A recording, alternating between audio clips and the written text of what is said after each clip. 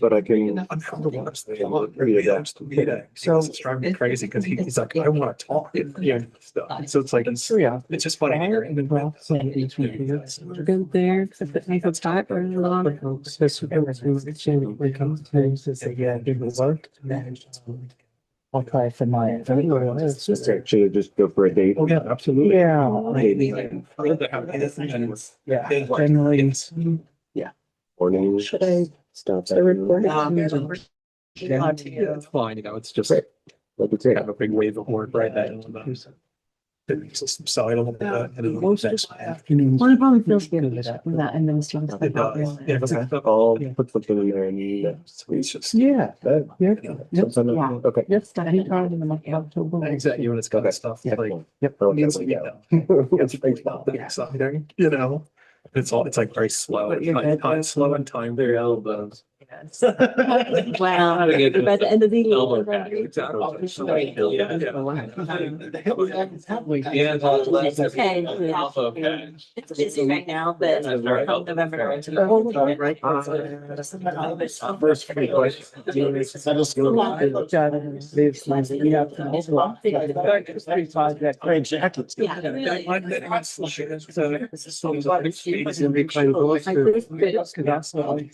I swear the other one's really. That's a good one. That's a good question. I'll be okay.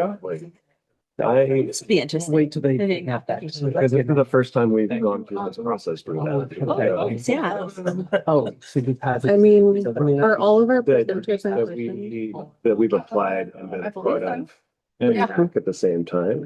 Yeah. Been a. So, Can we go ahead without, unfortunately, without being able to hear audio from anyone online? You know. And we could ask them to, I'm when blind. they raise their hand, and then, We can't. and then they could, is there a chat?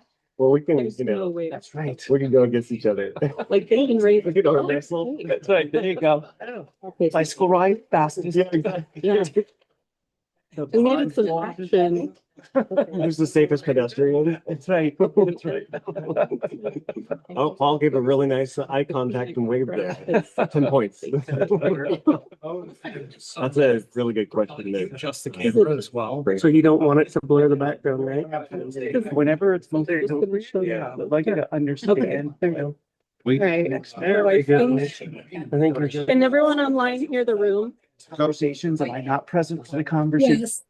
Because I certainly don't want someone to be perfect. Good job. And I'm sitting as a guest. Like, that I don't really think reach the scope of the work that we're doing. Like, is it okay if I come over? You know, is someone gonna want to say that? And even though it's a fair analytical stance to take.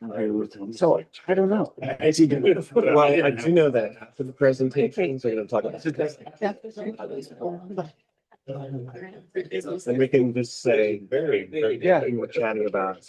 How's that? Okay, we're live streaming and things seem to be working. So. I think probably we're working. I had to say that, I know Susanna said she could hear us, but I don't know if we could hear her. Oh, yeah, it was too much. Maybe we should. We don't know. Yeah. Okay. Yeah. Did you hear her? Yeah. Oh, yeah. Layers of mention first. But Yeah, maybe we have the super. Am I down? yeah. We're all getting. There's no comment on anyone's here. I'm so nervous. Yeah. All right, are we ready? All right, let's call this meeting of the Bend MPO Technical Advisory Committee to order. Just do introductions. I'm Tyler Deakey, Bend MPO Manager. Neil Bonsgard, the Environmental Center. James DeRofi, citizen. Oh, sorry, BPAC is my representation, not the Environmental Center. Bob Townsend, Cascades East Transit. Greg Bryant, Issues Rural Woods, public. Andrea Napoli, Bend MPO staff. Kelly Kennedy, Bend MPO staff. Brian Powling, Community Options. Paul Dean, Bend Pine Schools. Tarek Rawlings, Deschutes County. Quinn Keever, Bend Parks and Rec.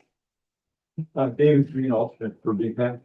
I'm gonna jump in because Janet Ruby, City Bend Assistant Engineer in Transportation, and introducing Derek Hoffbauer, and take a little side pause because everyone in this room has worked on transportation and the transportation system plan and funding. And it's exciting because we've got EIPD doing our capital projects. we've been doing operations, and now we have our program side started with, there's 8 programs in the TSP that we really need to bolster all the work that we're doing. And so Derek is our senior program manager of working on safety and travel options. Someone made it do it. Big move, yeah. Michelle Rhodes, Bend Pine Schools. Steve Rhodey, Meisner Road School Club. And online, I see Susanna Julber. Yeah, hi, Susanna Julber, City of Bend. Can you guys see camera like us online? We could see Casey. Yeah, we I can see Casey, but not you. Okay. Okay, Now we can see There we you. go. Hey, okay. We Right. can't see, anyway, yeah, it's okay. Never mind. There's some funkiness, but yeah. And I see Casey Berg. Hey everybody, yeah, Casey Berg here at OSU Cascades. Anyone else coming? We have Ken Schunkweiler online Okay, excited to see him. and Jovi Ariano. All right.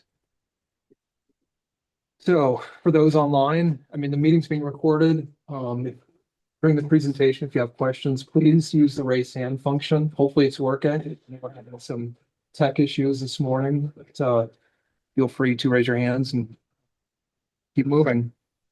Public comment, time for public comment. Nothing, right?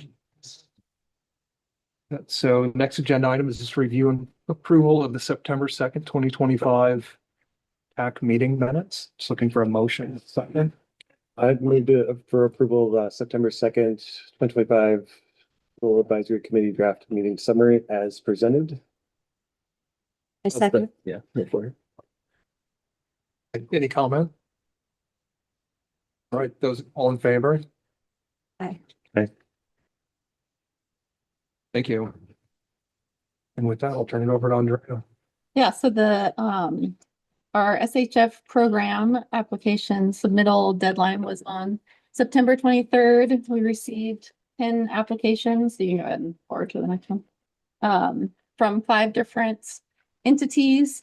And the point of this meeting is to give applicants time to present their projects, but also give an opportunity to TAC members to ask questions and make sure they're clear on project proposals.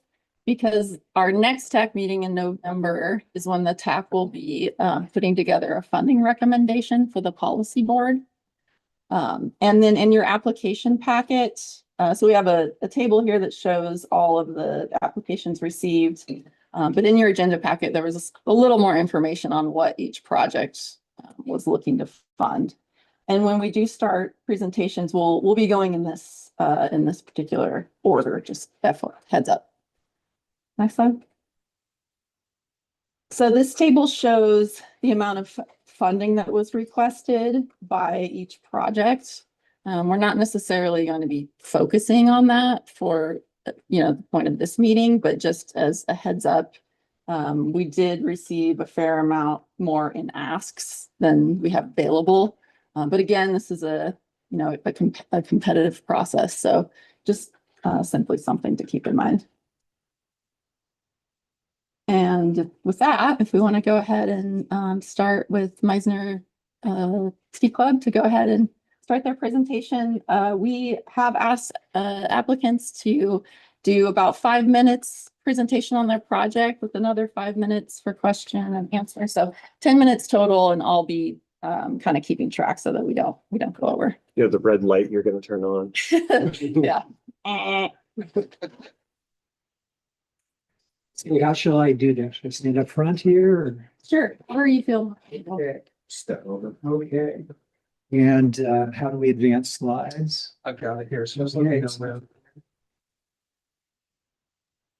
This is the Bend to Meisner Snow Park Shuttle Program. We're starting it this year, December, and running through March. And we are asking for $25,000 to expand the program in future years. We're doing a pilot program this year, Saturdays, Sundays only. So brief introduction. I'm Steve Rhodey, Meisner Ski Club. I'm the board president. And Meisner has been around since 1996. started this Tumalo Langloth Club. We started grooming the trails in the late 1990s with snowmobile and a few days a week. And now we're grooming with a state-of-the-art piston bully 7 days a week. As you can imagine, skier usership has gone way up over the years. And we have maxed out the parking lot as currently built. So next slide, please. We're a 501c3 nonprofit. We maintain 47 kilometers of groomed trails on Forest Service land. We are the largest cross-country ski area in the state of Oregon. Mount Bachelor is the second largest. So here in Central Oregon, we have the two largest ski areas in the state. A lot of people, a lot of local ski, a lot of high school kids, and we also draw a lot of visitors as well. We are 100% volunteer run. We do raise about 100,000 annually from donations and grants. The donations come mostly from local Bendites, about 80% of them, and about 20% come from surrounding areas. I could draw four circles, Bend at the center, that's probably 80% of our donations. Then Central Oregon adds maybe another 10%, and then some donations from Portland and out of state as well. So we receive no funding whatsoever from the state of Oregon or from the U.S. Forest Service. The numbers on the third line here are from Visit Bend. They're based on cell phone data, so they're substantial undercount because they, the cell phone service at Meisner Nordic is just not that great. But they count 200 daily users each winter day, 66% local, 34% visitors. We estimate based on counts of cars and number of people per car that we get tens of thousands of users over the course of a ski season. And we partner with U.S. Forest Service, Bend Park and Rec, Hog Wild. It's going to be running our shuttle this winter. Visit Bend, and we forgot to list ODOT on here as well. ODOT plows the parking lot at the snow park. Next slide, please. Cascade Lakes Highway is a single access corridor to Mount Bachelor. It's great on weekdays when it's not busy, but especially on weekends when there's a lot of traffic going up, it is a bottleneck. Traffic has been up 9.6% per year since 2017, double the state average on highways. There's some crashes, and that's, it's challenging for people to drive up. Some people choose not to drive up, especially the Bachelor. They ride the Bachelor bus, and full parking lots at most of the snow parks, but especially at Meisner. We have 180 spots for cars if everybody parks perfectly, which rarely happens. It used to be that it was only the weekends when the parking lot would fill up. Now it's pretty much every day during the ski season, the parking lot will fill up. So we can say that produces some unsafe conditions for students and parents carpooling up. We get all the high school teams practice and also race at Meisner Nordic. And we describe it as an equity gap. Families without vehicles will miss out on recreation because prior to this season, there has been no way to take transit up to Meisner. Next slide, please. So the solution that we have for this season is a shuttle operated by Hog Wild. We're doing it 3 to 4 round trips per day on weekends only. And we're charging $5 as a nominal fare. The rest will be subsidized by grants. We have $12,000 in hand in grants that will subsidize the weekend program. We may be able to expand it. Visit Bend data suggests that Tuesday to Wednesday are the busiest days up there. At the end of the shuttle program, we will also poll the people who rode this year and find out what they would like to see in terms of expanding. For an expanded program, we would need about $50,000 per season to do it, and hence our request for $25,000, which would match 50%. Next slide, please. The SHF criteria: safety, fewer student drivers, fewer crashes, improved plow access, multiple users or students, families, visitors, and transit-dependent residents. Efficiency reduces congestion without lane expansion on Cascade Lakes Highway, and we would be able to do data-driven scheduling. Vehicle miles traveled, emissions, we could reduce potentially thousands of vehicle trips. Equity, nominal $5 fare, central pickup. Pickup will be the same place that the Bachelor bus picks up. And we would partner with other groups like Vominos Outside. Cost sharing, 50% match on funds. Next slide, please. Community support and readiness. We have broad coalition that's behind this for Bend area high school teams, also high school teams from Redmond, Sisters, Lapine, Ashland. They all come here. We have letters of support from numerous people. Vominos Outside, the Shoots Trails Coalition, retired Forest Service Supervisor John Allen. We have a vendor contract secured for this season and potentially for next season as well. Bend Parks and Rec is on board, and we will continue with data collection.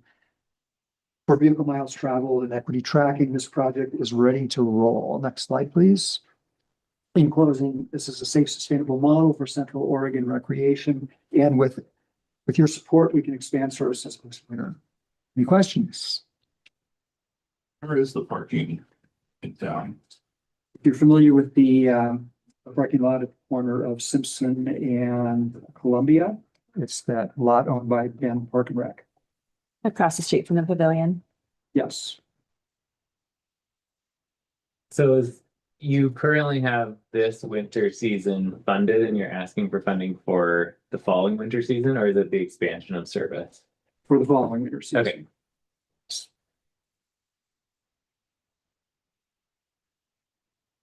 Any other questions? Yeah, you said that this year you're gonna get by with $25,000 for Saturday and Sunday trips, and next year you're gonna expand that with the full 50,000. What would be the service next year? Well, that'll be data driven based on what we see this year. What we're hoping is that there's good uptake in the pilot program and that we'll get feedback from people about what they would like to see. And then we will look at the expanded program next year. Obvious expansion would be to holiday days. We might be able to do that this season. Beyond that, Wednesdays are good because that's when the high school teams get off early from school and come up and practice. And Visit Bend data shows that Tuesdays, surprisingly, are also very busy up there. Again, the Visit Bend data is limited because of the cell service available up there. That's how they collect their data, is through cell tracking. And keep in mind that this is requesting 2028 funds, so funds in 2028. So that basically the high schools and everything aren't going to be using it on weekends. They will be using it on weekends. They practice on Saturdays. Okay. Is there any sort of like push to have them take the bus so the parents don't drive them up there? Well, we can't tell anybody what to do. Fair enough. All we can do is offer them services. We operate under what's called a grooming agreement at Meisner Nordic. We do not have a special use permit like Bachelor has. So we can't tell anybody what to do. We can only offer them opportunities. So yes, the high school teams would like to use a shuttle service, and I think you'll find in the letters of support that have been submitted, there are quite a few from high school teams saying for the like this. We're at time, but if there's one more question, that's great. How many weekends are we looking at, you think? I believe it's 32 weekend days over the course of the ski season. We grew them typically from December 1st to March 31st. About 16 weekends. 16 weekends. Okay, that's, and you're looking at about 5,000 riders. I mean, that's what you're looking at. Try to compensate for the $5, $50. So, okay. Good. Okay, thank you. Thank you. Thank you. Next, Brian, I think you're up. Great. Good morning, everyone. Brian Potwin, Community Options Executive Director. We've applied for Safe Routes to School funding, $150,000 in total, $50K per year. And Safe Routes to School creates fun, sustainable, safe, and convenient options for students to travel to and from school. Next slide, please. So for our project, we are really focusing on sustainability within the school district to be able to have educators present and do not only walk, but also role safety education. So we are doing this through the sustainable programming of train the trainer model with our pedestrian safety kits that we have existing and available here in the Bend MPO School District. Also encouragement events. There's lots of different ways for students to travel to and from school, and getting them excited about it together is one good way to do it. We just kicked off a Learn to Ride program, actually this last month, which was pretty successful, getting some new riders going. One of the things that we've found is that there's lots of riders that make it all the way to 5th and 6th grade that don't know how to ride yet, or students, I'd say, new riders. So getting them on bikes and providing opportunities for them to learn is really important in a controlled, safe, and fun environment so they can learn and progress to be with their peers. Also in the vein of sustainability, looking at a volunteer program and expanding that so we can make sure that we have good community engagement. Next slide, please. So with this, we're touching on many aspects. Safety is a big piece of this. So teaching the hands-on behaviors with it, getting out there with students, but also promoting low-stress environments. And these activities align with lots of different local safety action plans. I've got listed up here. Safer by Design, Neighbors Safety Street Program, and the TSAP as well. Next slide, please. One piece that we're working on, we actually just signed a contract with the City of Bend to expand our mapping program. And not only is it looking at low stress environments, but actually identifying where there are gaps in the system in order to make recommendations about where potential projects could be to increase safety for walking, rolling to and from school. And this is a nice example of that, really clear, easy to read for students and families, and they're up on the Bend Pine website. This one's for Pine Ridge. Next slide, please.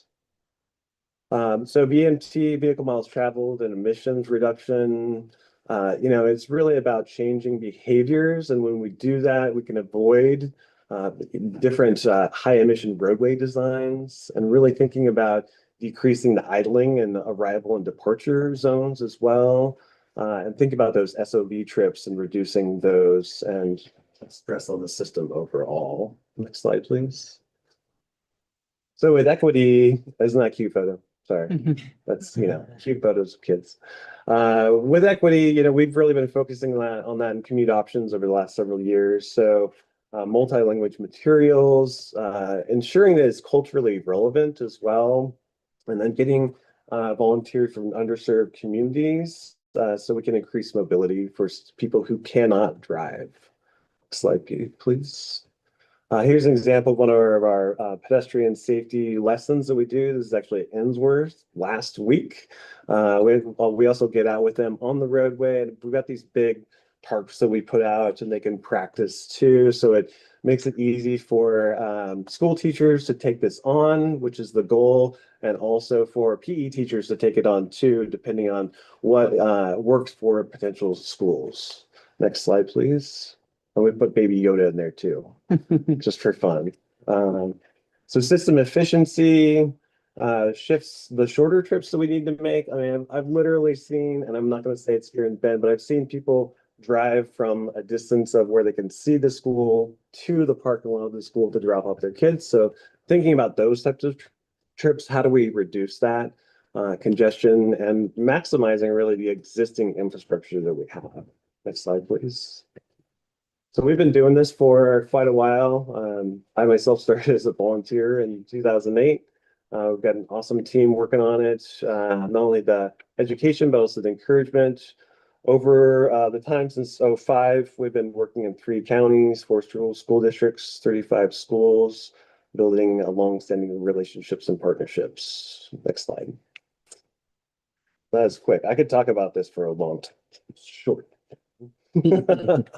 So that's our project. Thanks for the opportunity to present. Questions?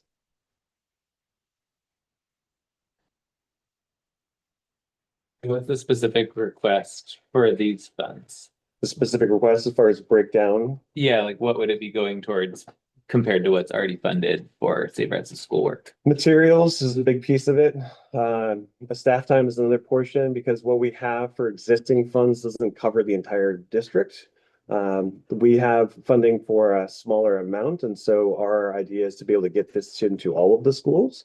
That's a big portion of it as well. Some travel expenses along with that, really creating more of these ped safety kits too, to be able to get them out into the school district. And so folks don't have to borrow them from us because we have a couple right now, but we want to get them out into the school. So that's another piece of it too.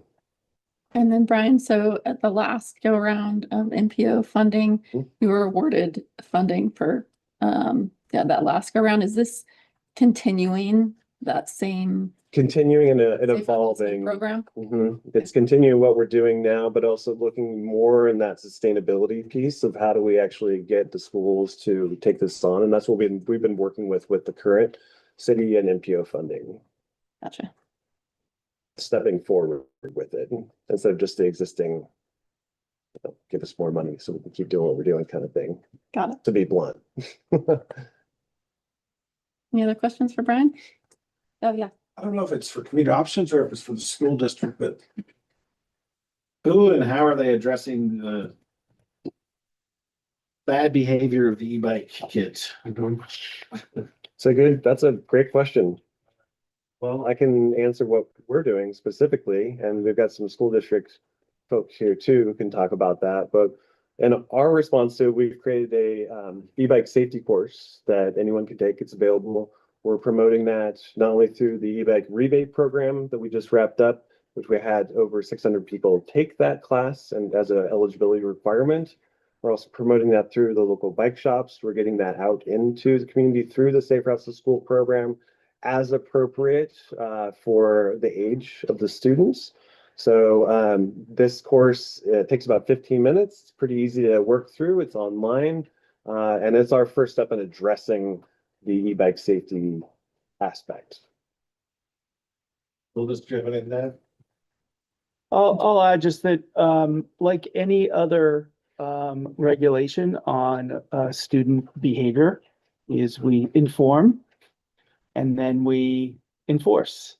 And so we don't allow those bicycles at, for example, elementary or middle schools. But I have noticed bicycles parked off campus in woods or little other areas where people may access. So we enforce it to the extent of our ability, and enforce is besides the expectations is to explain the reason why, persuade, parent notification if necessary, and then go through a progressive discipline if those earlier interventions are unsuccessful.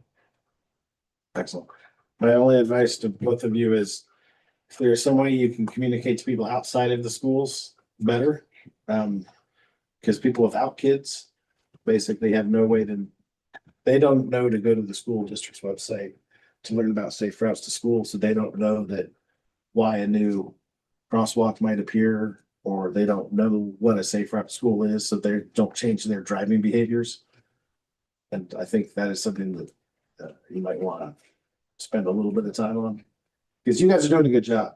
But if we can't get the drivers to change their behavior because they don't know what a sign means or a safe route to school, it's a community project, I guess. That's what I'm trying to say. I would absolutely agree with that. And I'd add on to that too, that our Oregon Friendly Driver program addresses the car driver aspects of safe travel on the roadways. So we come at it from a couple different angles. And of course, it's challenging to reach everybody in the community. But if you've got some good ideas, we're open to chatting with you and discussing more about how we can evolve that. Sure. I could also add that we're working with Deschutes County to include that working about safe driving to our students. So we actually have a Healthy Schools partnership between Deschutes County and the school system. And so we've given outreach information so that we can then start incorporating it into curriculum. And through the actually each school has the health nurse contacts, as well as a communications network related to safe driving. And Okay, we're at time. One last question at all for Brian? Okay, with that, Joe, thank you.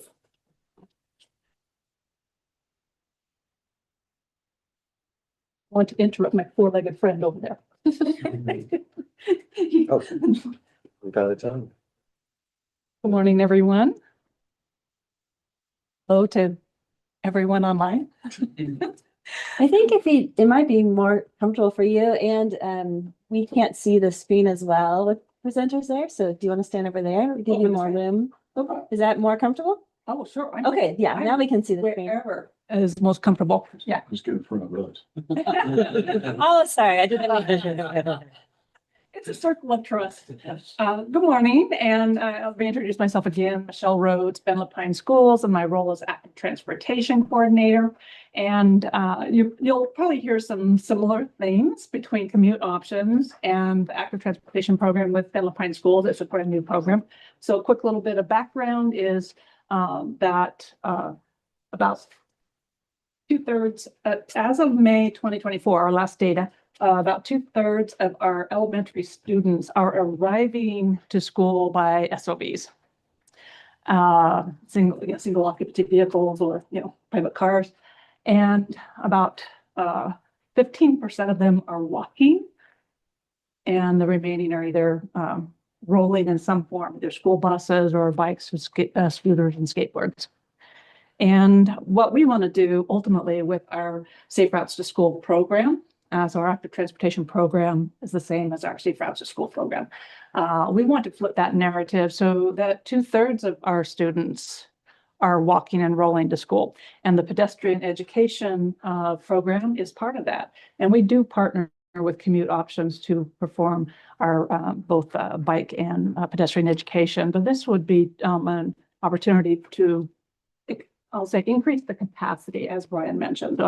We're over capacity as far as requests for time to do pedestrian education. For example, we've had to turn down opportunities, and we don't want to turn those opportunities down, as we know how important it is to get our education out there. But one of the things about Safe Routes to School is that there are multiple E's involved. There's education, there's encouragement, there's engineering, there's enforcement or evaluation, and equity. And so we have all of these E's in Safe Routes to School.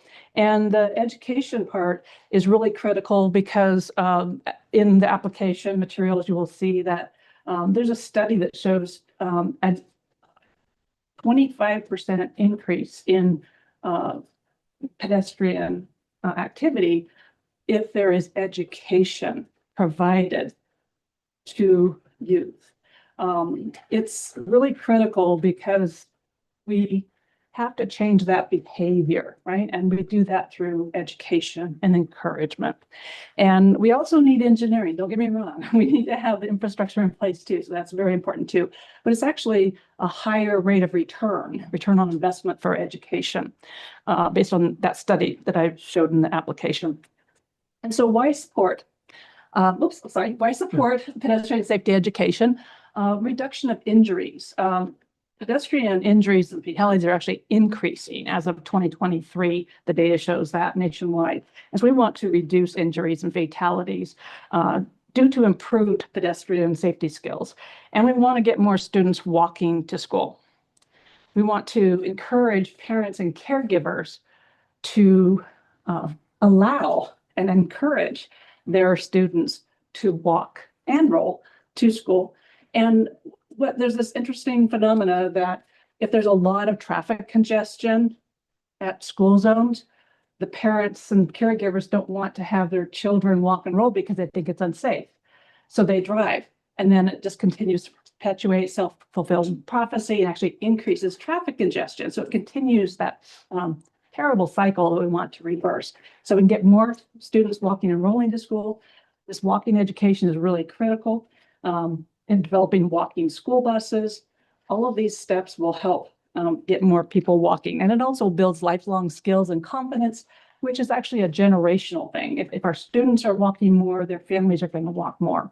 And then when they become parents someday, they will be used to the idea and like the idea of walking and rolling to school. And so all of this allows us to get more transportation value out of the existing infrastructure and reduces traffic congestion, VMT, and really it lowers transportation costs for everybody. Next slide, please. Oh, and actually, could we go back to, sorry, and this is an example of the pedestrian kit. And the kits that we're proposing will include roundabouts.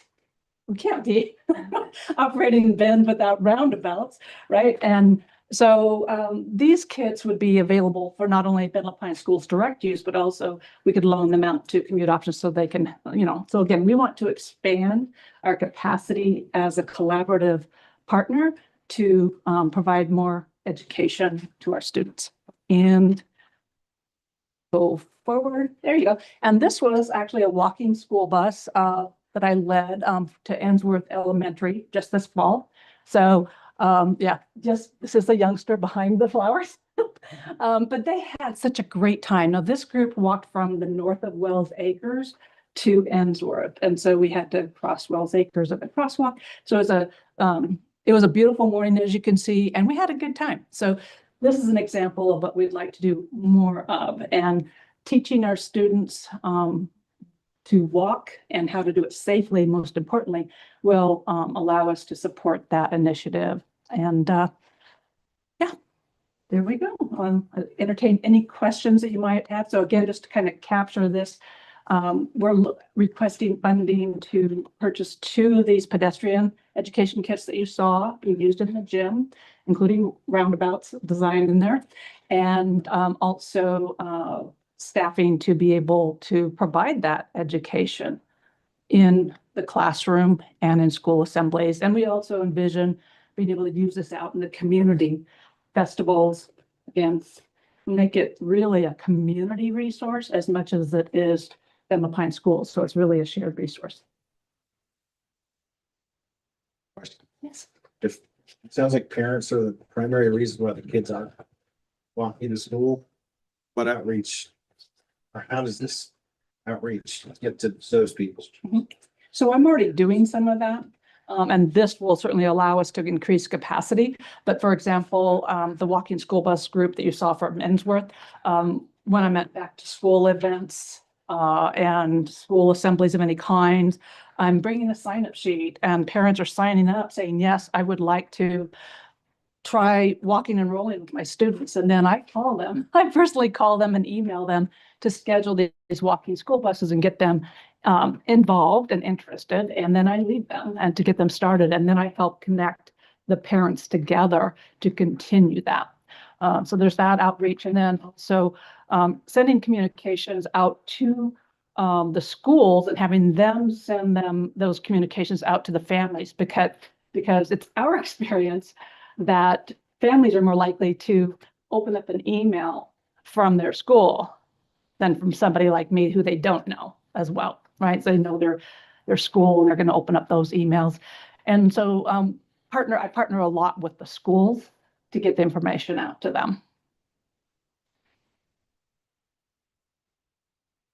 Other questions for Michelle? Yeah. Yeah. Have you done any polling to find out why, other than the congestion right around the schools, parents are driving their kids to school? So I would say I've done informal surveying. I'd like to do a more formal survey, more market research based. But the incidental or anecdotal, informal responses from parents are, I'm on the way to work, so I just dropped them off. That's one answer. Also, right now, people are starting to experience the cold. So they're saying, oh, it's getting cold. And well, what can we do to help? Because if most likely that student and family has warm jackets and hats and gloves and warm boots they can use and wear. But if that is an issue, if that family has needs for warm clothing, I can connect them with the family advocate at their school that, and we can get them some community resources to get them some warm attire. So it really is individual based. We try to connect the dots for the families. But then others times is people just honestly don't even think about walking or rolling to school. And so helping communicate and connect these parents together, that now it's like, well, yeah, I'll lead a school bus, a walking school bus next week or next month, or, you know, it's actually creating awareness is a big part of it too. And the schools, schools are getting really excited about this and really being supportive as well. This has changed over time, right? I mean, kids used to walk to school. Oh, yeah, it's really pretty much the opposite, you know? I mean, I don't know if I did a poll right now. Who walked or rolled to school? I did. Okay, yeah, so that's, I would say about 2/3 of the room here said that they walked and rolled to school when they were in school, right? Well, it's just opposite. When we're in the classroom, we say, how did you get to school? You know, by car. 2/3 of the students are raising their hands, you know?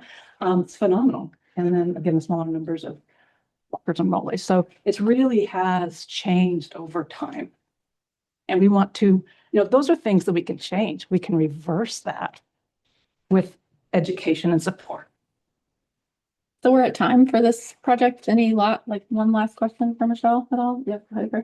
I just wonder, is there a maximum amount of miles away from school that you are looking at for them to walk to? So our school district policy is elementary students are expected to walk or roll within a mile of their school and 1.5 miles for the secondary, unless there's a safety hazard. If there's a safety hazard, then they are school bused. And hopefully that answers your question. I think that was Also, just from standpoint of schools, when we were growing up, we had a lot of schools that they've now been consolidated. So we got larger schools in a bigger area, so that further away from the residences. You have one-room schoolhouses though. When That was close. But on that point though, one of the things that is going to be posted online soon is we have a brand new Safe Routes to School implementation plan that many partners in the room here helped participate, provided input to us in developing this new plan.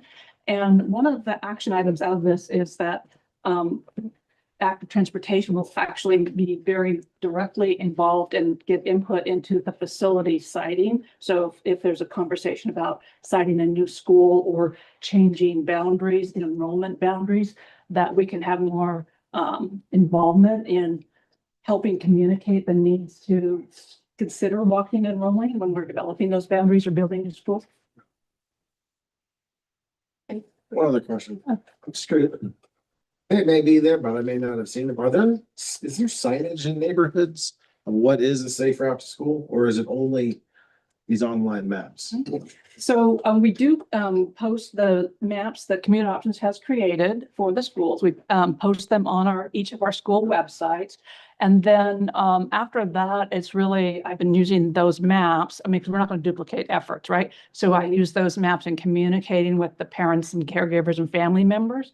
But I would say that's a really great question or point that could we work with Derek in his new role to get those more widely publicized to the community.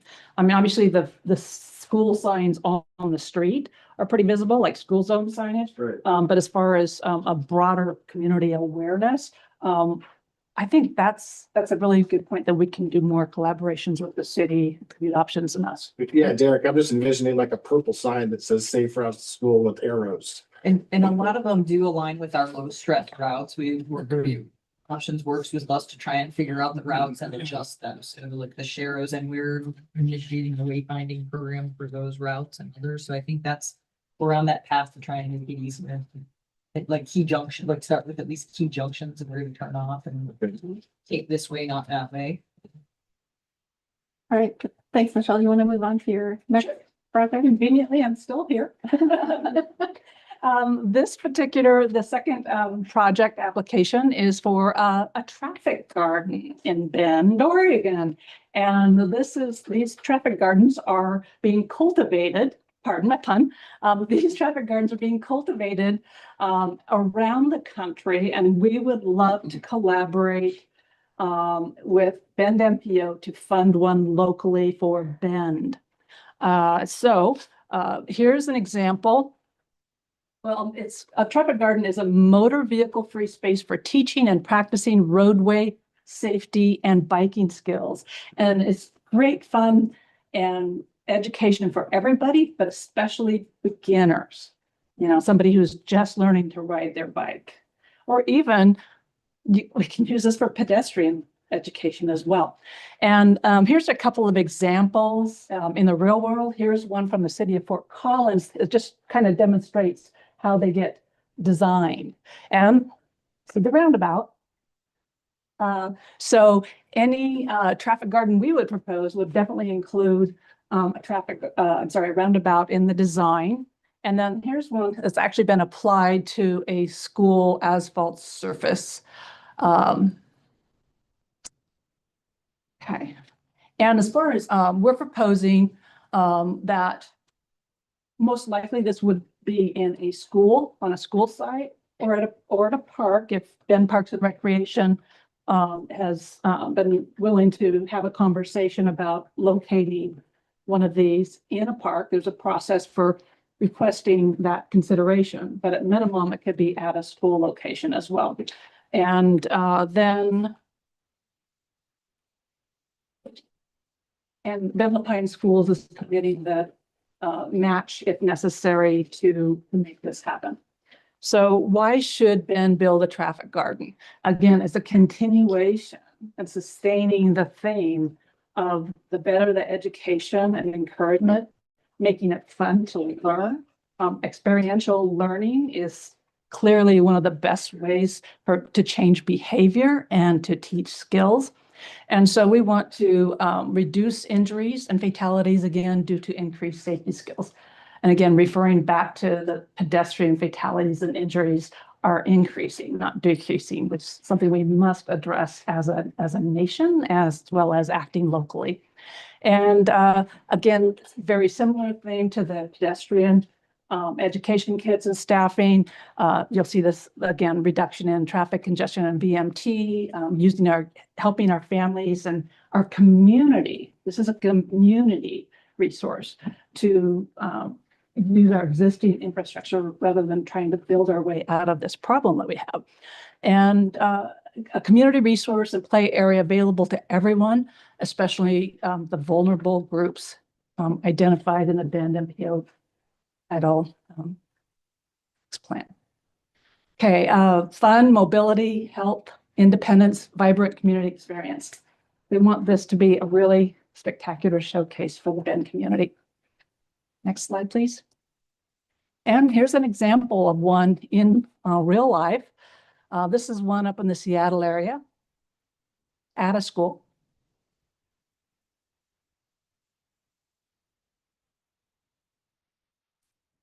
And ultimately, this would be what we see as the first traffic garden in Bend.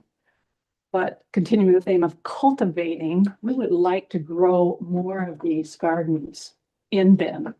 But we have to start somewhere. So we're asking for your support to make this happen. Questions for Michelle? Yep. Do you have any ideas where the sites might be at all at this Yeah. point? Okay, yeah.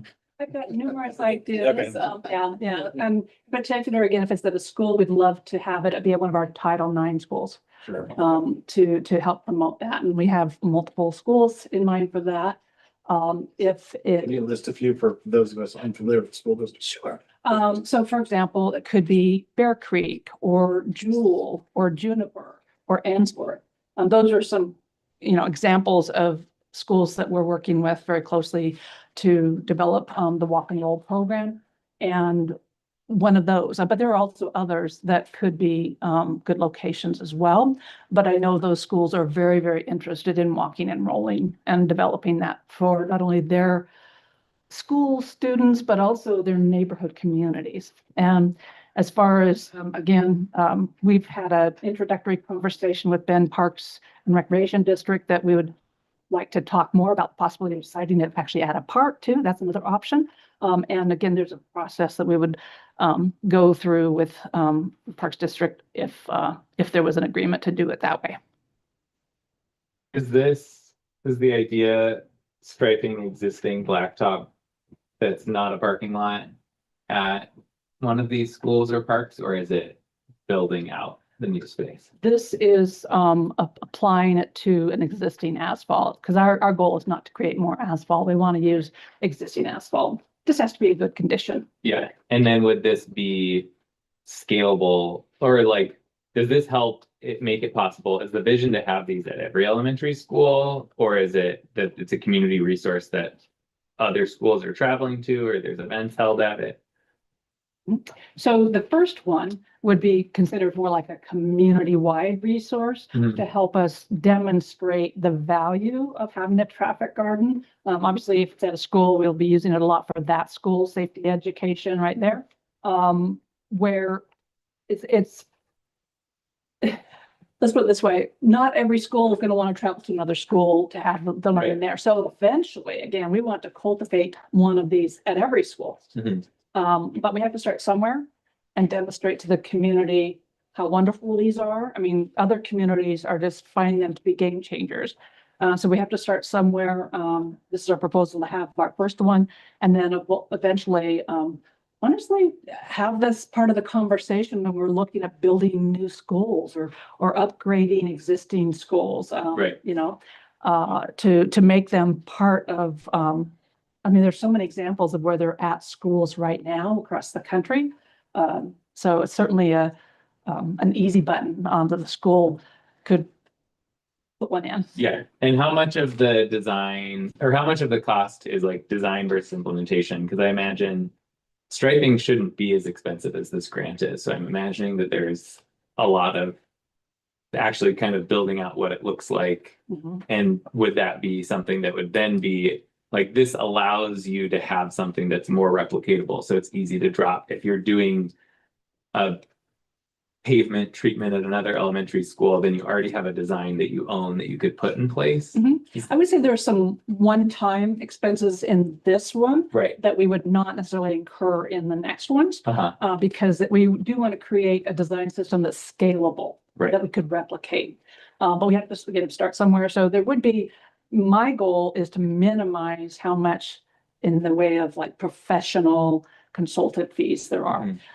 Should this be funded through federal dollars, it will require some elements about labor rates and purchase of materials, things like that we can manage within this budget.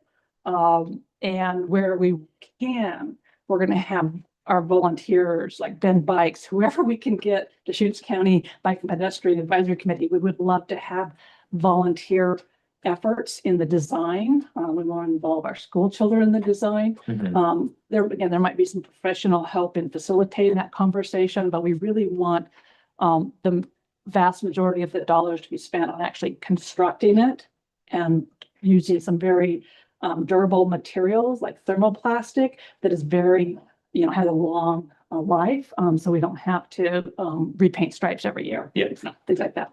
Make it sustainable. Just a question for the MPO staff. She mentioned federal dollars would require whatever it's MPO's federal dollars. Would be excluded because it's a locally. So right now we're working through eligibility of these projects with ODOT for state funds. And ODOT has agreed that if there are projects that aren't eligible for state funds, they would swap them out for us for federal funds so that federal funds could be used. But keep in mind that if something is using federal dollars, the costs for the project do go up pretty substantially, like exact amounts. I don't have that yet. For this particular project, it could be eligible for state funds, but it needs to be located within a public right of way. And if not, then it would need to use federal dollars.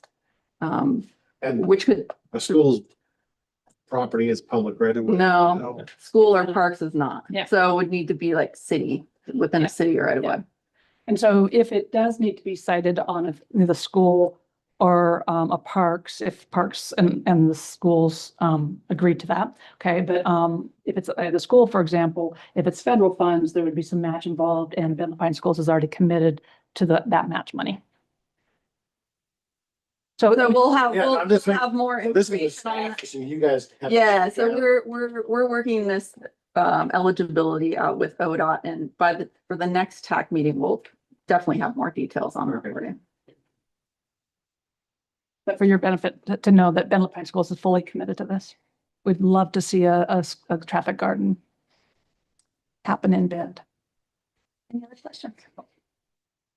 So back to the location question that was posed earlier.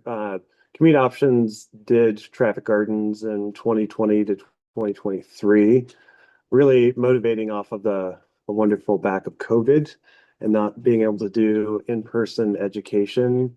And I just want to stress that finding a location for this is obviously paramount. That was the biggest hurdle that we ran into.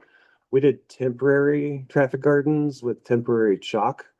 And we're able to get them Madras, Redmond, here in Bend specifically, and also Lapine.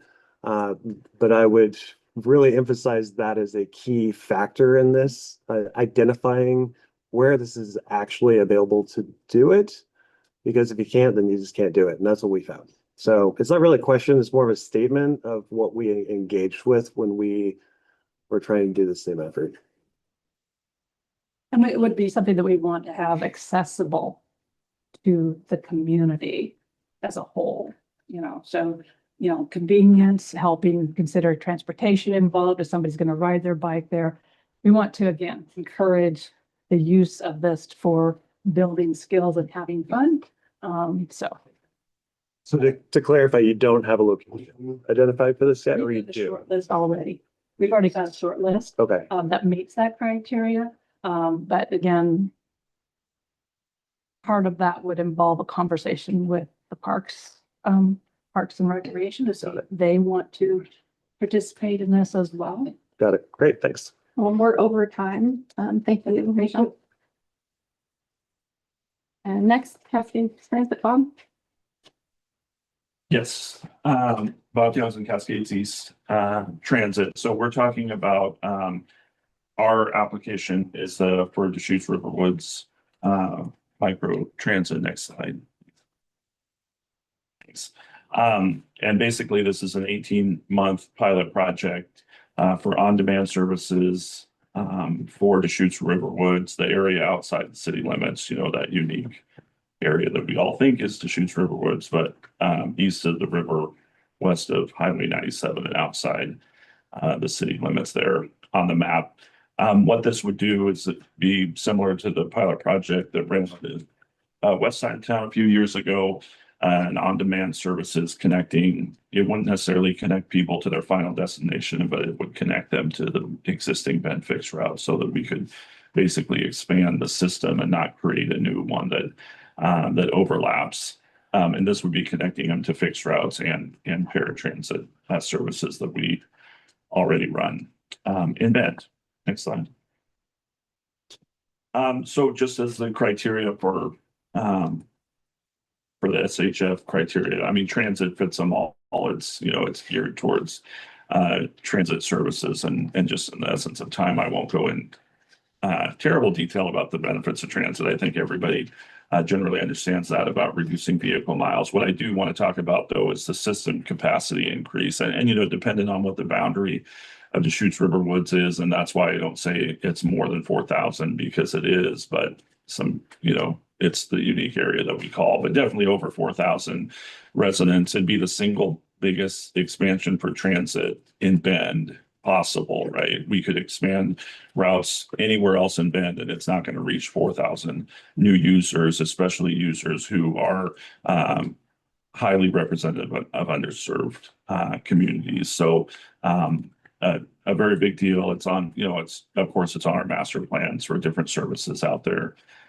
as well. Part of the ask and why you see the money variance there between 180,000 ask over 2 years and a 312,000 costs is, we have the technology, we have dispatch, we have the vehicles, everything would be us. It's just contracted services for the drivers because that's what SHF funds requires. So that's the breakdown. Furthermore, in that breakdown is us actually providing some driver services as well, just because the times are going to be unique because we'll want to operate from 6 a.m. to 7:30 p.m. to match our other services. And that's hard in a private sector world to get 2 shifts to line up to something that's over 12 hours. Certainly transit reduces vehicle miles traveled and emissions as well. Next slide. So just about the equity and, the equity mapping has different blocks for Deschutes River Woods. So if you just click on any one block, you're not going to see these specific numbers, but this is the, this is the summary. And this is what I've said. If you're in transportation in Bend here and have been involved in the MPO, it's a constant discussion all the time, how we serve Tumalo and how we serve Deschutes River Woods, 2 of the most highly populous areas outside of the city limit, but within the MPO boundary that never get any funds directed to them or hardly ever get funds directed to them. And so certainly as we talk about equity in the area, Deschutes River Woods has the most underserved populations in reference to what we track. Cost sharing, again, like I said, 132,000 from CET. That number is light because we're just talking about actual dollars. Some of the services we already provide, my time, driver supervisor time, all that is not included. That's just incidental when we add additional routes and services. Next slide. So that's the quickest I've ever talked. But it's not a representation of how important or not it is. It's just as you look at SHF qualifiers, a micro transit to an underserved population that has no access to transit couldn't be more beneficial, especially the numbers that it can affect out there that certainly don't have access to services now. So as planned, 2-year pilot to provide on-demand, is it an on-demand? On-demand, yes. Okay. Yeah. And then there's the catchment of DRW.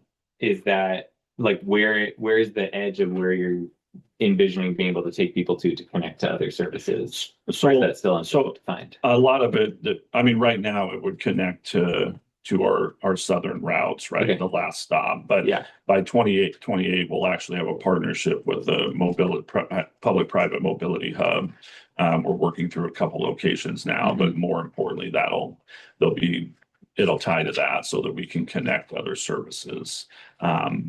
Now, does that mean certain paratransit rides can't connect farther? So you're not waiting at a bus stop just to go another 5 minutes. There's going to be an overlap in the boundary for sure, just that connects them to some services on the south end of town. Yeah. The other thing I want to stress on this is certainly this is in the future plans of us, regardless of the grant, but there's some timing. 2028, we'd like to start it sooner in a modified capacity. Everyone probably followed the legislature about the payroll tax increase, which is great, but it's a limited duration. We don't know how we're going to be able to access those funds. If it was a guaranteed for all time to 0.2%, then we'd be like, oh, we can add this tomorrow and we'll know it pays forward. But there's a lot of variabilities in that. And so I only say that, yeah, we may start it sooner in a different capacity, but this full scale pilot project is probably on this time frame. Do you have any expectations for how many riders will use this service? No, not yet. But generally if you prorate some calculations based on low income senior usage in areas that kind of match,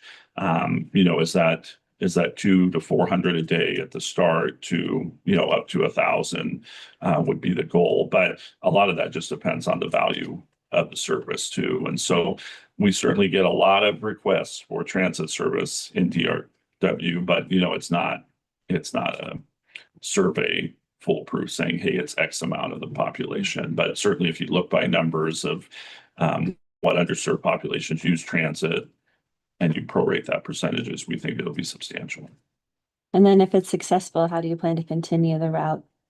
Yeah, so if it's successful by this time frame too, we'll have a better understanding of our funding. And for us, if it has high usage, and what we're getting to and what we've been telling all jurisdictions is, here's the usage of this route, like say it's Route 11 in Bend has 25 people a day, cost us 300,000.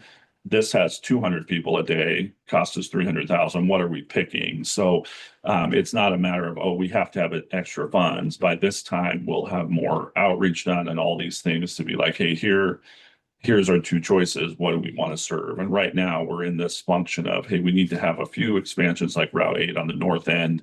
We need the North Bend hub. We need a couple of these other things before we can really sit down with transportation representatives throughout Central Oregon and be like, hey, here's the cost of all these. We can only afford to do 10 out of these 12. How do we do it? And so I certainly think that this one is one of those that will stick once it'll be chosen. I mean, one of the things that we have issues with here for me is what is transit's purpose? It's about underserved populations, right? We have west side routes that are used some, right? But it's that they're not used at rates that others. And so it's perfectly safe to be like, hey, we don't cover certain parts of town because they don't have underserved populations or they don't. And so that's even more emphasis on why we have to serve DRW. It's the one area in Central Oregon that has the highest rate of underserved population and has no transit service. David, you had a question? Yeah, Bob, I'm curious about what vehicles you'll be using and whether they'll be able to carry bikes. Yeah, everything for CET. I shouldn't say that. We have new vehicles right now that are still in the process of getting things, but all of our services will have bike racks within the next year for sure. Okay, when we're at time, one more last question. I got a question. Yeah. So would this be an expansion of the dial ride system? It would be, microtransit works a little bit differently in the dial ride that you book a ride, we guarantee it for that time. A lot of in the microtransit, it's you look at what the ride timing may be yourself based on what you enter, and it'll be like, no, or you'll be like, no, I can't make that work. It could be on the same day, whereas our paratransit on-demand services now are 24 hours advance. And so there's a lot of it depends on your app that you're using, but it has a lot of similarities. And then one last question. That I've been in DRW plenty of times. There's some roads in there that I can't go down without a lifted 4x. Yeah. Is the county going to be offsetting some of these expenses? I mean, buses can't get into a lot of the roads that are DRW. Yeah, so some of that is like we'll have designated areas like we do for even our paratransit services in Bend. There's certain streets we won't go down and things like that. So it'll have designated areas. There may be bus stop improvements that need to be made to say, hey, we can't go there, but if you get to this spot, we'll pick you up. That's just like paratransit now. But are you asking the county for funds in addition to MPO or no? No, not right now. I'm asked. Okay, one last. Just with what population in Schutzberg was 5,600 people. I mean, that's per the census. Yeah. So. Okay, thank you, Bob. Next up is city.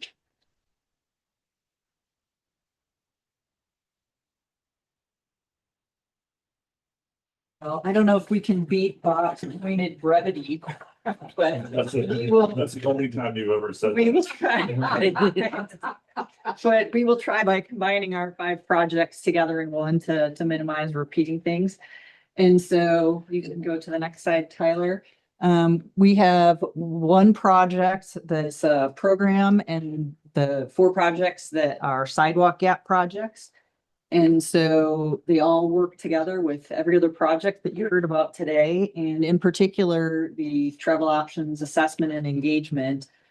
Almost everybody today in their project talked about how do we get the community more enrolled? How do we nudge them? How can we make it fun? How can we get everybody interacting to use transit more, walk more, bike more, be safe? engage drivers to understand what's happening. And that's exactly what this project does. So it really works well with everything we heard about today. And we're asking for funding. Derek will go into more detail because it's a new initiative that we're starting. So we have one staff person and we're working to build up over time each year, more outreach and engagement. And understand, another key element is understand more about what the community is looking for. And then our projects, you might say, well, why is the city asking for projects for sidewalks? You do that, you have funding. Well, we have funding for big corridor projects and not so much funding for the small gaps, the vital connections that can really make a difference, kind of like reaching out to DRW for transit. You can make one connection and a whole population can now access walking easier. And you'll see that in a couple of the projects we have that were identified by citizens, by the school district, by connecting to transit. And they're one gaps that connect to the bigger projects that we're working on. Next slide. I guess I will add, as we're going into these, we've listed them in for the board as you're considering in the order of priority for the city 1 through 5. And they're all independent. We don't have to get the whole package. You can mix and match. Great, thanks, Janet. Again, Derek Hoffbauer, now with the city of Bend. I was working in Bob's shop for 8 years at CET, so hopefully it's not still harboring. No, still bad. Resentment. Yeah, I just wanted to go over a quick overview of some of these projects. So this one, project one's a little different. It's more on that program side, and that's really my role is to create travel options programs, get people more information about their options, try to better understand, why they're making trips using certain modes. There's nuances of travel behavior, and that's what I did before I went to CET. I did a lot of consulting work on survey evaluation, conducting surveys, also creating travel options programs. So next slide, please. And so really our primary goals is, the city's building a lot of things right now. There's a lot of development going on. There's a lot of new infrastructure, bike ped enhancements. And we need to tell people about it. We do in a ways, but we need a more focused, engaged effort. And we also want to better understand people's perceptions around new infrastructure. Are they able to use it? What are their current barriers using transportation options? And so this is really kind of digging a little deeper at kind of a micro neighborhood level. And so this project, really the goals are fundamentally to engage our community, learn more about why people are using the modes they are, and to really start promoting a lot of these new enhancement projects that the city's building. And there are more that are coming down the pipeline. This is a good example. This is a bike ride that we worked with Bend Bikes, Commute Options, COCC. We did this Friday, the first Friday Art Walk. And it was super successful. We had 35 to 40 people join, a lot of interest in touring nearby facilities. So we took them on Portland Avenue, where we have new bike infrastructure, the wall-only intersection that's better designed to keep road users safer from vehicle traffic. And then we went down Greenwood, 2nd Street, so we kind of showcased all these amenities, and it was really helpful. So we want to do more of these types of engagement activities to really get people aware. Oh, I didn't know I had a new bike ped facility, nearby my neighborhood that I could use to walk my school or commute to work. And so another just for this is meeting these climate friendly and equitable communities performance targets. So for example, we have a baseline of about 4,000 people that are kind of registered through the Get There tool that Commute Options manages. Right now it's the Get There Challenge, so love your trips. But we have about 4,000 people in there. I think that's a little bit inflated, but we need to get to 24,000 people in that tool by 2050. Currently, we have 0 people that are kind of engaged in a travel options program. We need to get that to 15,000 by 2050. So we're working with Susanna. She's on this call. She's been working on this kind of piece of legislation. We are required to do that by state. And so this is an important way to get those metrics, start to survey people and have them opt into programs that we can do. And it's also, complementary to transit. We can work with CET, we can work with Commute Options, Bend Park and Rec. Anytime they're doing events, we get them to sign people up, and we have this kind of overarching travel options program. Next slide, please. And so some of the details on this is we do want to do some surveys and not only measuring, how did you get to work? What modes do you normally use? It's also why aren't, so you're mostly driving, why aren't you biking? Or, if you're biking, what kinds of trips are you taking? What routes are you doing? So it's a little more honing in on like people's overall attitudes and awareness of travel options, why they're doing certain behaviors, why they aren't. A lot of times these reasons are subjective. They don't think it's safe. They think it's not convenient and it's going to take them more time. So really the goal is to have this engagement, kind of segment the population of those people who are actually interested in learning more and want to work with our team. And we can do kind of one-on-one group rides with them. We can do guided bike rides. But this project and this funding would host a minimum of 3 events per year, pop-up events, and those would be at places where there's new travel options infrastructure. Like I know they're working on the Ani Street connection, Franklin, Bear Creek. There's just tons of opportunity to really like engage those communities at the neighborhood level. Do pop-up events where we're doing intercept surveys and we're asking bike riders, what routes are you taking? And in addition to that, we also want to learn more about people's barriers, like, what's prohibiting you from using a bike for more of your trips. A little over half of all trips are under 3 miles. So those are really great for biking, especially e-bikes now. I believe about 25% of trips are under 1 mile that people are driving.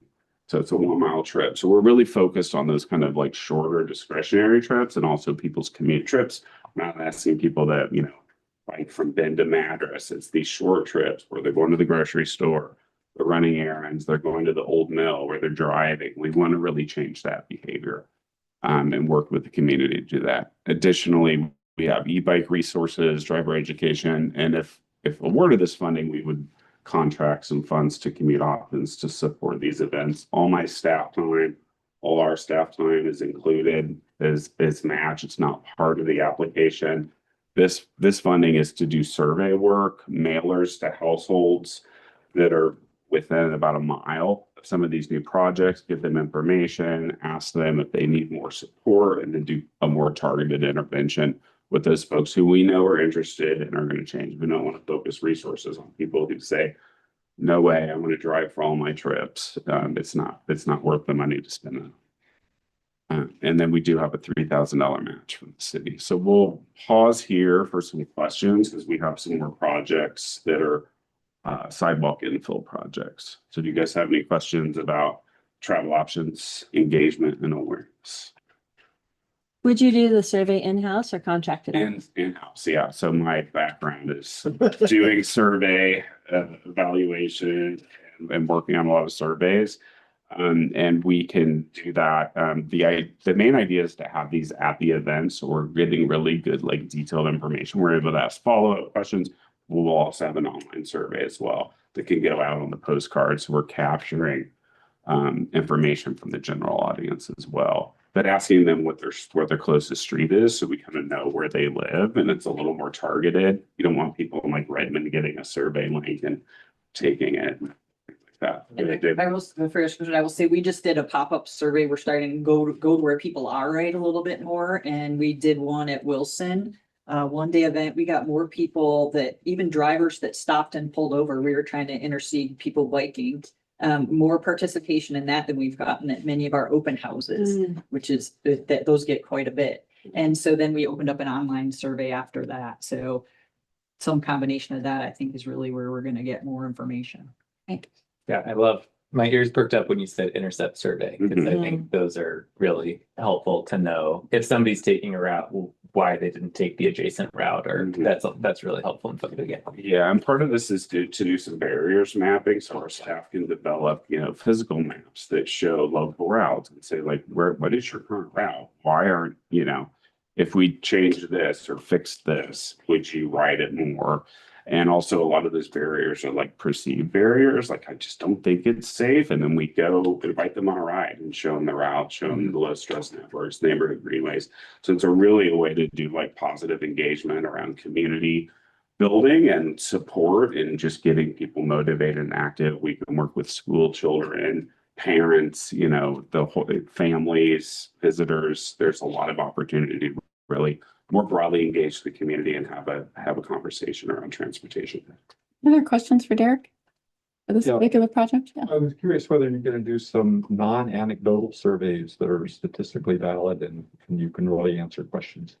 Yeah, it's challenged to do that because you need a lot of responses for statistically valid surveys. And you have to, you know, typically, if you're wanting to know what the mode share is, we do have census data that gets to that. We do have the household travel survey that Tyler worked on, which I don't know if we have results from that. But those are more of those kind of in-depth, those cost a lot of money.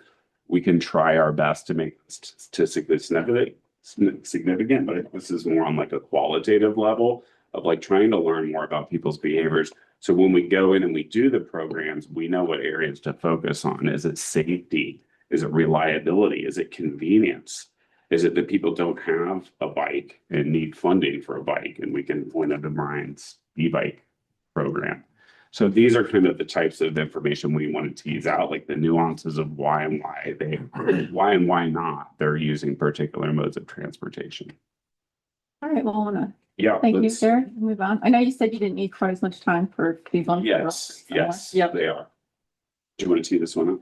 Yeah, I'll say, so moving into the infrastructure, I think the key piece here is all of these projects relate to a bigger corridor project, and they're like one barrier to everybody fully using and being able to connect and walk. And so this one, our 6th Street Greenway, has a section, there's some lower income housing around that area. There's a school and a park, and we're also working on a cut through that's folks, some recent, we did a recent outreach event, identified another like little like sneaker route that people want to see, but this is a sidewalk that's missing. And so they're Yeah, and if you go to the next slide, slide. there's a map. And so basically this is on the Northeast 6, and this is on a neighborhood greenway.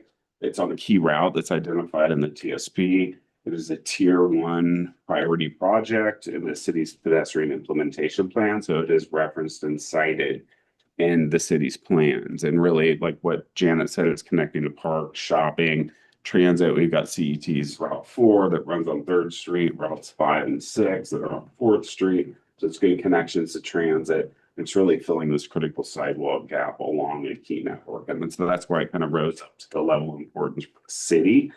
There's no local match provider from the city, but if all these estimates are contracted estimates, so this is if the city were to contract this out to do the design and construction, there are opportunities for the city to fit this into our internal program. Mostly we do pavement preservation, ADA curb ramp, but there are some functions that we could take in-house if the timing aligns and staff's available. So that's kind of the caveat, that there is some in-kind support that the city can provide through these types of projects. But this is the big gap. This is Orchard Park. If you go to the next slide, you can see, so this is the neighborhood greenway. This is the section of sidewalk really that's connecting up there to Orchard Park. It's a fairly long section. It's about 2 blocks. And you can see this is the connection into Orchard Park right there. So if you're someone who's in a mobility device, it's going to be really challenging to have to get on the street. And so the idea is to continue that sidewalk down. We do have a telephone pole right there, but for the most part, it's a straight shot. It's fairly easy to construct that sidewalk. And so just some of the characteristics of this is, we're also looking at an area that has a typically fair percentage of 0 car households. 13% is fairly high compared to some of the other adjacent neighborhoods and some of the more affluent areas of Bend, and then 18% of the population lives below 200% poverty level. So just making a connection that improving sidewalk gaps helps equity, it helps safety, and a lot of the criteria that's been listed. Anything you want to add? No, I think this is where kind of the more engagement, the more we find out, like and this particular greenway maybe sees a little more traffic than some of our other ones. And so people that wanted to walk to the park, wanted to get there, actually don't like walking in the street, so want to see the sidewalk. So we built more of a bikeway in this case than a greenway with walking and biking than some other streets. So next slide. And pick it up. Yeah, but questions about that or? So these are all capital improvement projects, essentially what we're gonna be. We call them mini projects, right? Because they're just smaller scale. We're hoping to be able to do them in-house, but the timeline is a couple years out. We can't plan our schedule quite for that. So we quoted it so that we could contract if we needed to, but we're hoping we can come in under budget. What's the plan for all of these regarding just maintenance? I mean, one of the biggest deterrents that I've talked to in the disability community is you might have a sidewalk, but once it gets covered in snow, it's covered in snow for 3 months or ice. That totally depends on where you live in town. We have a lot of communities that are very good and homeowners that are very good about maintaining their sidewalks, which right now it's the homeowner's responsibility. And that is a bigger conversation our community will be having over the next number of years about how do we start to change that. The city's looking at it as we build infrastructure and build pathways, expanding where we maintain, but that's a start. Okay. Want to have that conversation. Yep. We want to move on. Sure. Okay, great. Next slide. So this is Butler Market, sidewalk connection and enhanced crossing. So the funding year would be fiscal year 30 and it's 310,000 requested with 30,000 in local match. Next slide, please. So this is a section along, and it's hard to see this right now because a lot of Butler Market is closed up to here. This is a major corridor that the city's working on. Unfortunately, this piece of sidewalk wasn't included in any of the plans for future growth development on the Butler Market area. And so what this project is doing is it's establishing a sidewalk on the north end of Butler Market between Purcell and Weeping Willow Drive. It also has this is Weeping Willow Drive would include an enhanced crossing, and that's a pedestrian refuge island and some lighting as well. And one of the reasons this is a critical sidewalk gap is a lot of the students, and Michelle can attest to this, this was actually in one of the lists that they sent us of areas that are in need of improvement. They're actually busing kids that are in walking distance from school because of this unsafe crossing along Butler Market Road. So I think it helps the school district save some resources if this enhanced crossing were provided. It's connecting high school students, Stone Brook down to Mountain View, and then direction we've got Ponderosa Elementary up there. Because I'd say this is an interesting one where you learn about high school students to remind you of the path of least resistance, because there are students that live farther away that are at the mile end of the mile and a half walking distance that will walk across the street to get on the bus to go the last little bit of way instead of staying on the side of the street to get to the school because they can shorten their trip. And so they want to know, why are those kids who live closer being bused and we have to walk? So it's because you all should walk. We want to create great spaces. Does everyone have about, 5 more minutes to? So Yeah, and we can move. Yeah, we can. Yeah. Don't want to rush you.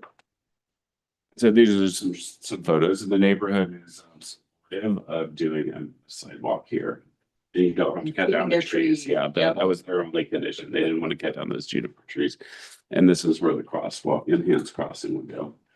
And all of these projects, and this one in particular, we've had citizen requests for that we have to say, yes, we're doing big corridor projects, but it doesn't go far and we have no ability to connect that. And it's a huge opportunity when we open the corridor to shift how people travel along the whole way.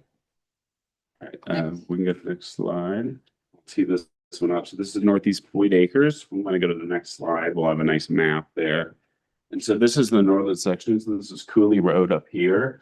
A lot of Boyd Acres to the south has has a decent bike lane. It's got some sidewalk connections. City of Bend is doing some ADA curb improvements down here. But when you get to this northern section, it's just the road. It's rural area. And so the reason this is important is because CET has a new bus stop there as part of Route 8. The City of Bend's new Juniper Ridge campus is over here, which we're moving there in a few weeks.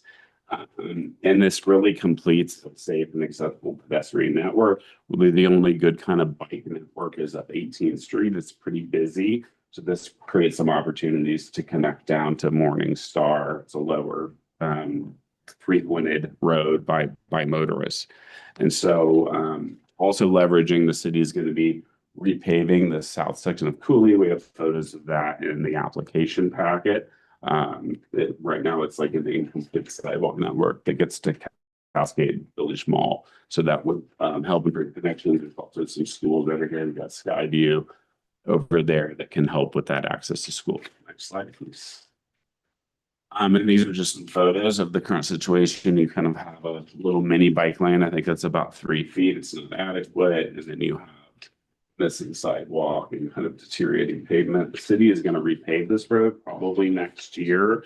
So doing this sidewalk improvement would really tie into having a better surface, a better facility, potentially restriping some of the bike lanes. We're doing just bike lane on one side to funnel cyclists and sharrows on the other. What's on the right side of the pilot picture? Yeah, this is, it looks like it's like a, No, like what's that huge, what is that property? Is that a development? Is it a park? Is that I think that's a drive, that's a house. Yeah, You know, this is private property. And actually both of them show wider sections because that's where we got the picture, but it's narrow on the shoulder. but it's all city. It's all city right Yeah. away. Sure. Yeah, and this is where, like, we didn't assign it as a match, but we looked at with the North Corridor project in connecting Cascade Village Mall, we looked at the Cooley sidewalk and connecting down through the intersection. Most of our crashes happen at the intersection, so providing a sidewalk at the intersection. And we didn't have enough funding for both, so we're doing Cooley, and this was on our list to like someday keep chipping away to get the neighborhood connection, so. Okay, Thanks any for the quick effort. questions on this one before we move to the last? Great, and then this is further down, priority list, it's a smaller project. This is Southeast American Lane, 77,000 requested, and this whole section of side, so American Lane goes from Reed Market to the north, and then it turns into Broster House, and then it goes down to Murphy. So that whole entire section has completed ADA compliant sidewalks except for this section right here. And we have a photo on the next slide, but it's a growing industrial area. A lot of students who are using this flanked by neighborhoods on each side, light industrial. There's also a canal and railroad tracks that makes it tricky to go this way on an east-west direction. And so potentially using this new sidewalk connection to actually connect through Reed Market and Murphy and some of the east-west connections. Next slide, please. So you can see this is where there's kind of a worn pedestrian path where the sidewalk just ends. The city has an option. This is all city right away to snake it around and go there, or to do it straight across. We would need to get an easement from the current property owners, which we've talked to them, and they are supportive of doing this. And so basically, it's really filling in a sidewalk gap. We've got CET's Route 9 stops nearby to 15th Street. We also have a lot of households with children and 6% zero-car households, which is a little surprising to me. So that's some photos of that piece of sidewalk. Those are our projects. Any questions? Okay. Thank you very much. Yeah, thanks. Thank you. Too bad. And with that, Tyler, do you want to quickly go over? So next steps for the SHF program. So reminder that all the application packets can be found on the MPO website, on the SHF program webpage. Keep in mind when you open or download those PDFs, there are attachments in each one, and it's dependent on your version of Adobe of whether or not you can see and open those attachments. So if you can't, just let me know and I can send them out to you. As I mentioned previously, we are working with ODOT to finalize funding eligibility. So that's something that staff's doing internally and reaching out to the applicants directly, but we'll have more info on that for you at the next TAC meeting. Yeah. What is the responsibility for those of us that are part of organizations that have projects? Should we recuse ourselves from the entire process of evaluating projects? Should we not attend that meeting? Should we, what guidance do you give to So, us? I would say if you're able to attend the meeting to be able to answer questions as they come up. And that gets me to the next point is that, so staff will, score applications based on criteria. And then in the past, we'd had the entire TAC do scoring, but that was a really heavy lift. That's a lot of work. So this time around, we've asked two of our member entities that have not submitted applications to help us with the scoring. So that's Tarek with county and Quinn with parks. And then we will average their scoring and provide staff scoring. And remember that the scoring and ranking is just the tool. There's other, for the TAC to make their funding recommendation, there's other things to be considered aside from just the criteria. November, okay, so that goes over the November 4th TAC meeting, and the November 21st policy board meeting, applicants will present their projects, and we expect the board to make a funding decision at that time, but if there isn't enough time, it'll go to their December meeting. Any questions on that? Yeah, Michelle.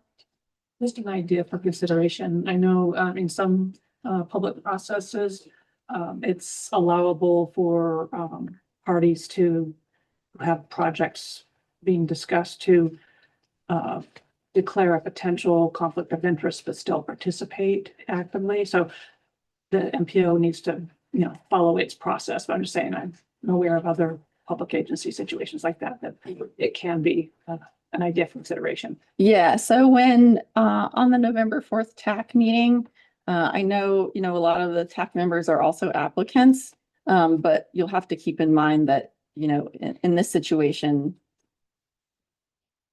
you don't want to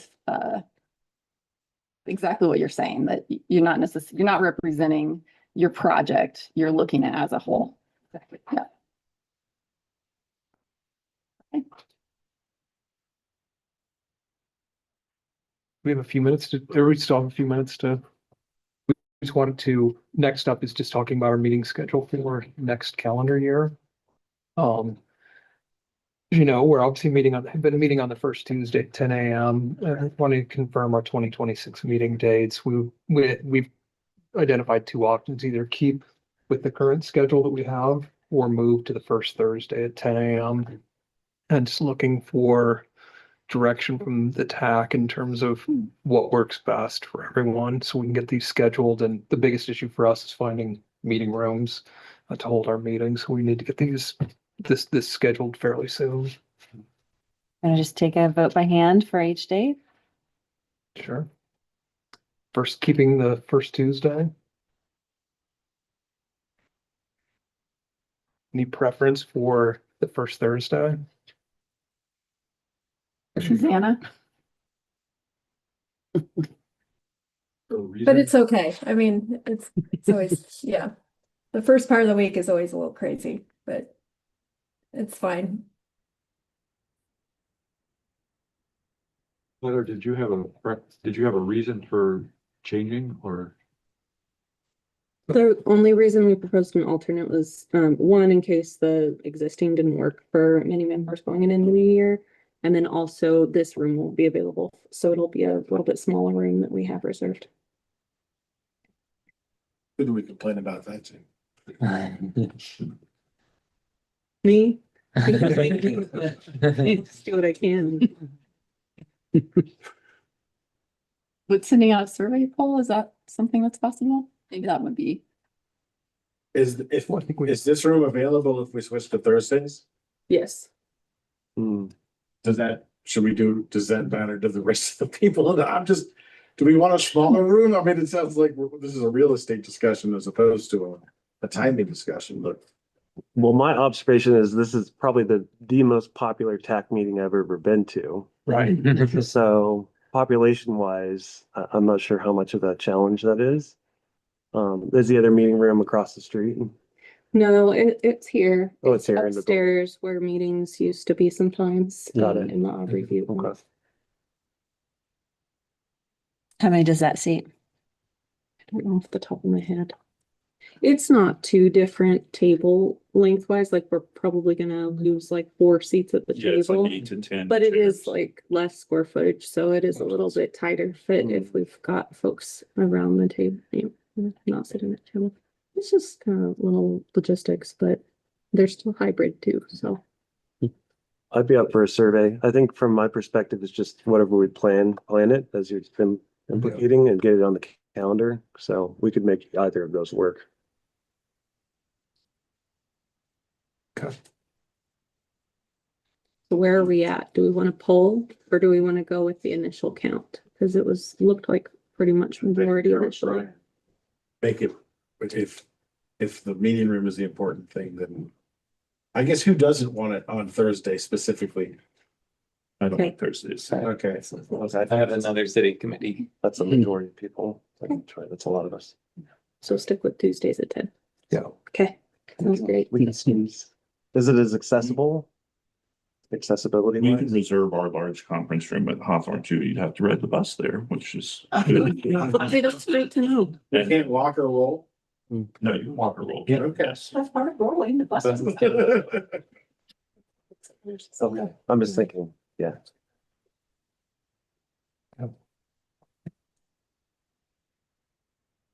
With that, I'm just gonna jump. Our next meeting is November 4th and we will see you then.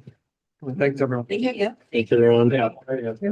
Nice job, Kelly. Yeah, good work. Adrenaline was peaked right before the exciting TAC meeting. Well,